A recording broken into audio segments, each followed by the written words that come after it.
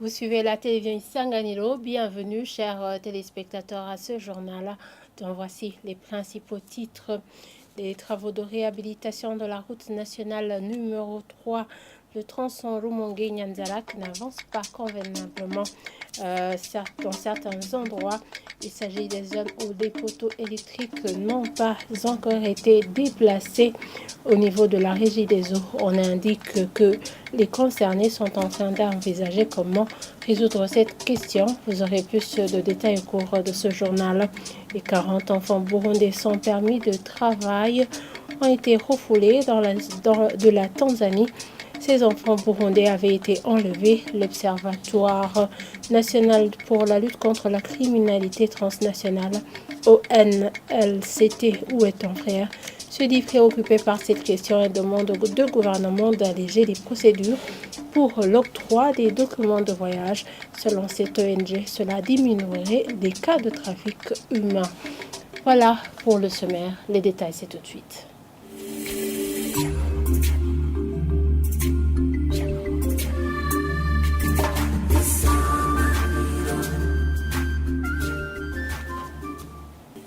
Encore une fois, bienvenue, chers téléspectateurs. Le gouvernement du Burundi est appelé à renforcer sa coopération au développement en vue de faire face à la rareté des devises dans le pays. C'est une des recommandations du président de l'Observatoire de la lutte contre la corruption et les malversations économiques, OLUCOM, qui estime que cette stratégie, comme une réponse à la carence des produits de première nécessité.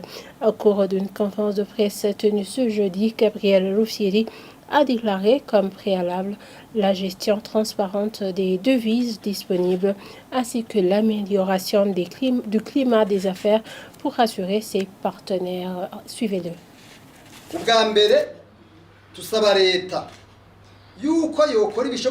Le gouvernement est appelé à créer des conditions possibles à la reprise et renforcement de la coopération au développement. Mais pour y arriver, il faut des préalables. C'est notamment la transparence dans la gestion des affaires publiques. Il faut également améliorer le climat des affaires en vue d'attirer plus d'investisseurs étrangers. Une autre recommandation, c'est d'interdire formellement les agents et mandataires publics de faire le commerce. Le secteur privé ne sera jamais développé tant que certains mandataires publics exercent le commerce. Les devises disponibles devraient être distribuées selon les priorités en vue de contrecarrer ceux qui les détournent pour d'autres fins au lieu de servir pour des importations que le pays a besoin. Nous recommandons le suivi rigoureux en mettant en place une fiche qui montre la traçabilité des devises utilisées en matière d'importation et d'exportation. On ne cesse d'entendre des lamentations des cadres du gouvernement comme quoi les devises destinées aux importations sont des fois détournées. Tout ce que nous demandons, c'est que les auteurs soient connus. Et pour ce qui est de la hausse des prix des produits de première nécessité, Gabriel Roussieri recommande comme remède la suppression de certaines taxes et des droits de douane pour certains produits de première nécessité. Suivez-le encore une fois. Le gouvernement devrait exonérer certains produits des taxes et droits de douane. C'est en vue de faire face à la hausse des prix des produits de première nécessité. Le gouvernement devrait également subventionner d'autres produits et surtout stratégiques. Je voudrais ici féliciter le gouvernement, ce qu'il a fait en subventionnant certains produits utilisés en matière agricole, spécialement l'engrais chimique.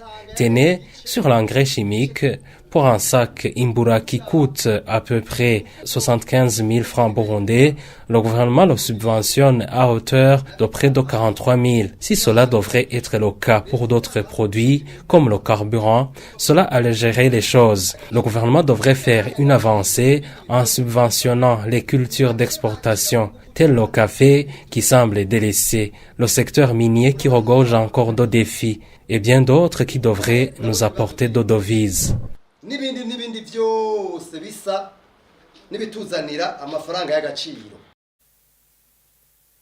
Gabriel Roussieri a été traduit en français par notre confrère Alain Désiré Okeyeneza et Kiton Bujumbura. Et rendons-nous à Rumongue où les travaux de réhabilitation de la route nationale numéro 3, le tronçon Rumongue-Nyanzarak, n'avance pas au rythme voulu dans certains endroits. Il s'agit des zones où les poteaux électriques sont dans l'emprise de la route et qui doivent être déplacés selon l'agence routière. Au niveau de la régie des eaux, on indique que tous les concernés s'y penchent pour que ce déplacement se fasse dans les prochains jours. Le point avec notre correspondant Jean-Pierre Missago. Entre les points kilométriques 88 et 92 sur le tronçon Karonda-Tchabara et entre les points kilométriques 105 et 107 dans la localité de Mukungu, c'est là où des poteaux électriques en bois ou métalliques doivent être déplacés car se trouvant dans l'emprise de la RN3, tronçon Rumongue-Nyanzarak en cours de réhabilitation à côté de ceux se trouvant dans la ville de Rumongue.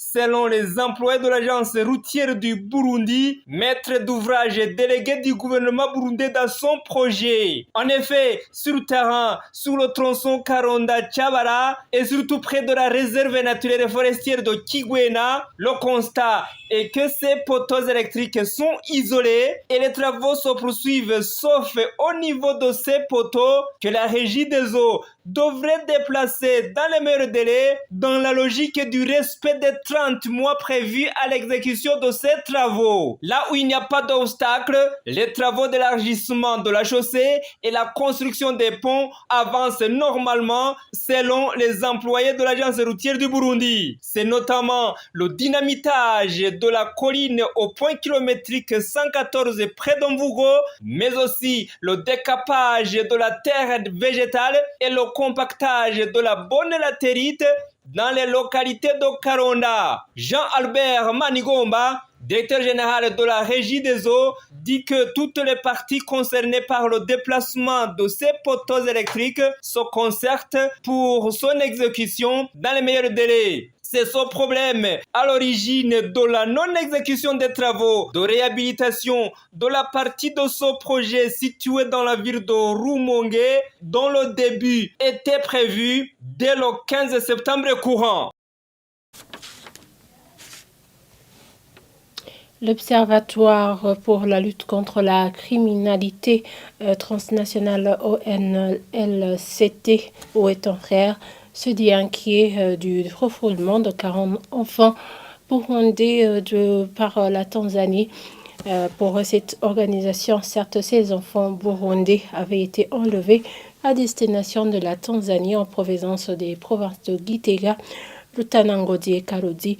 Dans une déclaration sortie ce jeudi, le président de cette organisation, Prime Mbarukeye, demande au gouvernement de simplifier les formalités d'octroi des documents de voyage qui favorisent la migration irrégulière si elles sont longues. Suivez-le.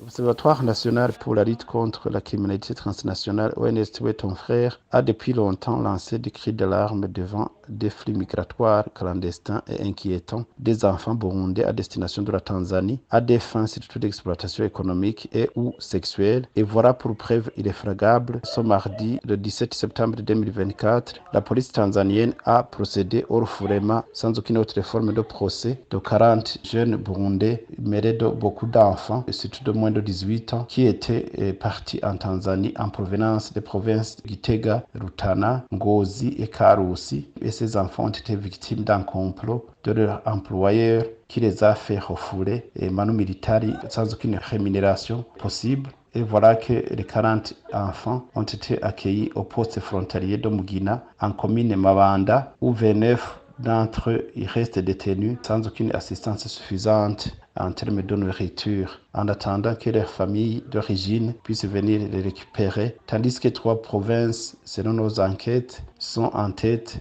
justement servant de porte de sortie vers la Tanzanie, à savoir la province Makamba, la province Chankuzo et la province Muyinga. L'Observatoire national pour la lutte contre la criminalité transnationale, ONSTW Ton Frère, voudrait demander au gouvernement burundais de simplifier les procédures longues et fatigantes d'octroi des documents de voyage au sein du commissariat général pour l'immigration, car L'ONSW Ton Frère a déjà constaté avec amertume que plus l'accès à ces documents de voyage devient difficile, plus certains Burundais, notamment les jeunes, préfèrent voyager sans papier et cela leur coûte la vie à destination. Et voilà, c'est par ici que s'achève ce journal. Merci de nous avoir suivis et très bonne suite de programmes sur la télévision Isanganiro.